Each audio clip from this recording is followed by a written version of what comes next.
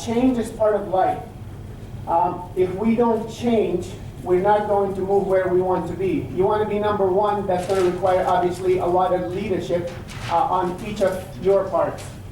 That means without proper leadership, you're not going to become number one. You're not going to become number two even, if you're not already there. So unfortunately, without change, we lose the leadership position that we've always had. So change requires obviously keeping your finger on the pulse of your customers. In this case, obviously, those customers would be your students. But most of you, I hear, are at the supervisor level. So you're dealing with other employees, you're dealing with other staff, and you're dealing with, obviously, students. That means you are a role model. You are a role model. Other people will do exactly what you do. Not what you say necessarily, but what you actually do. So that's why it's so important to keep our fingers on the pulse of the customer. And in this case, for most of us, it'll be our students. But for you, in the supervisory level, it's your employees. So your number one customer would be your employees, people you deal with. And number two, obviously, would be the end user, and that is your students. The company I used to work for 16 years was considered to be one of the best companies to work for in the United States. It's Publix Supermarkets. We have about 150,000 employees, and it's consistently rated by Fortune magazine to be one of the best companies to work for. And the reason it was considered to be one of the best companies to work for because there was a lot of change. And the focus of management was to treat employees like a king and like a queen. If we treated employees like a king and queen, they would treat the end user, that would be the customer, like a king and queen. Therefore, the organization survives and thrives and becomes hopefully number one in the years to come. Michael Dell, a long time ago, said that there are two types of companies, those that are quick making changes and those that die, unfortunately. So the question is why? That's because we're not changing fast enough. We become conditioned to the status quo, therefore we basically stay with that. So my suggestion is that we need to focus on three elements in order to be successful. That's market orientation, customer orientation, as well as value creation or value orientation on a consistent basis. So how do we do this? Well, number one, let's focus on market orientation. Think about the fact that in today's environment, we don't have command-based organizations. If we do, they're not going to survive for very long. So we need to be basically market-oriented. So your competitors are the MITs and the Oxfords and the Harvards and all of these institutions throughout the world, just like they are our organization's competitors. So today's students obviously don't just study here in Bangkok, they study anywhere in the world where they can get the best education for themselves and obviously for their future in society as well. So we need to become market-oriented. If we're not market-oriented, think about all these negative elements: bureaucracy, win-lose, and animosity among people, dichotomy, hatred, and all these things happen throughout the organization or institution's culture, which is not very good.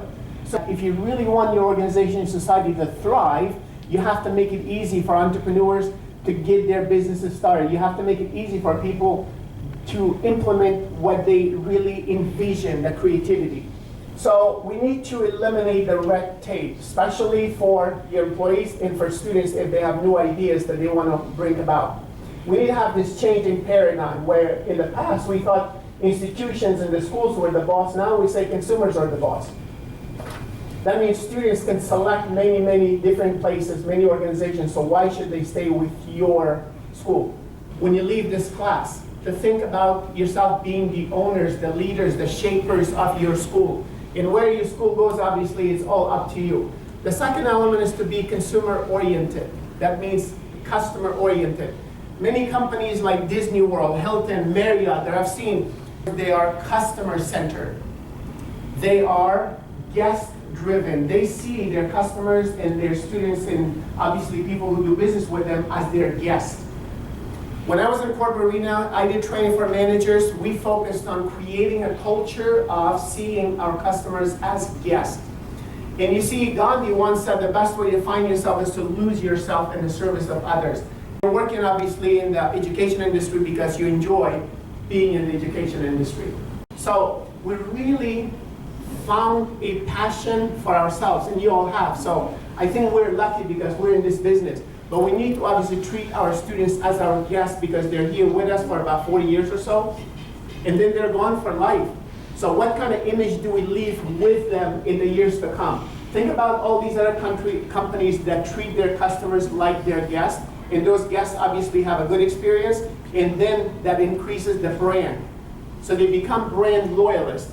The quality of service is inseparable from the quality of the product. Yes, they get the education, but the service that they receive at the meantime is going to obviously be inculcated into their minds for the years to come.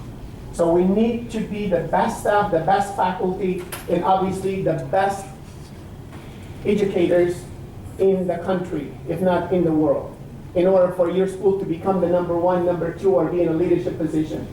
I interviewed Dr. Naveed Malik. He graduated from MIT, and he founded the Virtual University of Pakistan about 12, 13 years ago. And that university has grown to be over 110,000 students over the last 12, 13 years. And he said, basically, when he was at MIT, they had a culture to where even if you fell asleep in your dormitory or in the hallway, when you woke up, you felt as though you learned something. You felt as though you learned something. So I think as educators, as staff, as supporting faculty, colleagues, or administration or supervisors, we need to create that culture for our students where everything they do at a university basically leads to learning. So service is inseparable from the quality, and we need to make that our value proposition. The founder said, take care of your people and they will take care of your customers. So I think you all are in that influential leadership position where if you're taking care of your employees and your staff and colleagues, hopefully they take care of the students, and obviously the students will always become brand loyalists. Hilton, they provide training for their managers just like my company did, just like your organization here is basically taking a day out of your busy schedule to bring here so you can reflect about the future of your institution and how you can obviously be the shapers of where you want it to be. So some elements of treating customers and students like guests would be to always welcome them, use their name, take care of their needs, thank them obviously for being in your organization, invite them back. But we do the same thing with internal employees. You know, if you're in a supervisory role, you should always go and thank your employees, saying, you know, it's good to have you here. Without you, how could we function as a department that we are? So I think the same thing applies for our internal customers as well. The third element I want to mention is basically the value orientation. Just like the Virtual University of Pakistan, they want to create a culture where they're delivering maximum value for their students. So in this case, we need to value and retain our internal employees. So that experience counts every time they deal with the external consumer, which is the student. Frank and Lillian Gilbert, management historians, once said that no organization can hope to hold its members that does not consider not only the welfare of the company as a whole, but also the welfare of the employees who are composing the organization. So without those employees, without obviously you, without obviously the faculty, the organization cannot exist. It cannot become number one. Educate, train, and empower your employees every single day, every single opportunity you get. And it's great to see that you all have at least this one day here. Your job as leaders of this institution is to plan, organize, lead, and create an organizational culture that focuses on superior value. That's the only way, obviously, we can become number one, and most importantly, stay number one when you get there. So having said that, if you're going to be the leaders in this organization on a continuous basis, I think leadership requires continuous learning and listening. So as supervisors, obviously you have to always allow the employees to give you input. That requires listening. That's the only way we can learn. Without that, you cannot really be a leader. Without that, we cannot be a leader. So the 3L model I see as very important for any supervisor, for anybody who is a team leader, for anybody who obviously influences others. I want you to do an exercise with me quickly. I know we don't have a lot of time, but I want you to take your finger. So go ahead and take your finger like this, and I want you to follow my directions. Okay, now I want you to carefully place it on your chin. Okay, now look at each other. Where do you have your finger? So you can look at each other, see where everybody's finger is. I said, carefully place your finger on your chin. But you have your finger where? Cheek. On your cheek. So this is chin, right? This is cheek. So, so I said place him on the chin. But why do you have it on the cheek? Because I have it on my cheek, right?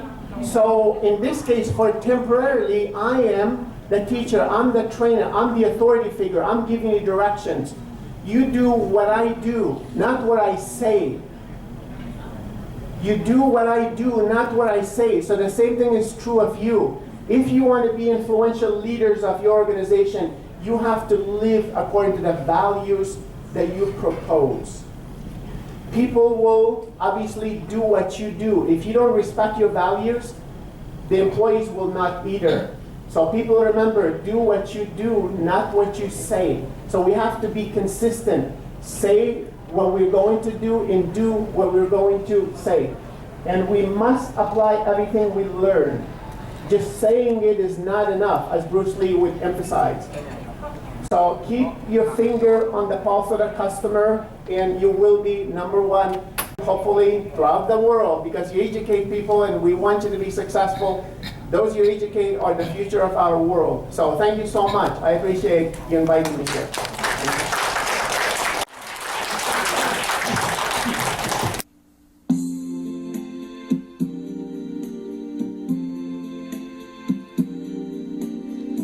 I see trees of green, red roses too. I see them bloom for me and you. And I think to myself, what a wonderful day.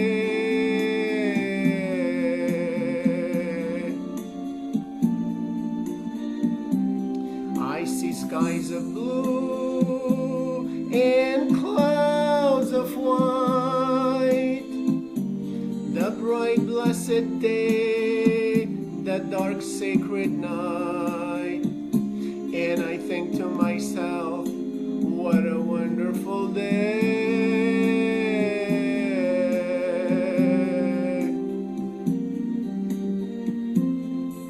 The colors of the rainbow, so pretty in the sky, are also on the faces of people going by.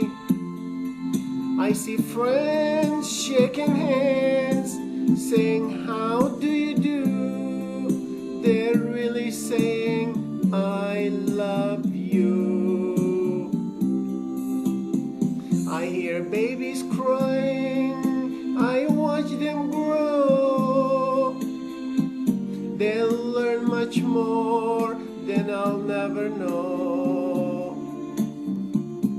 And I think to myself, what a wonderful day.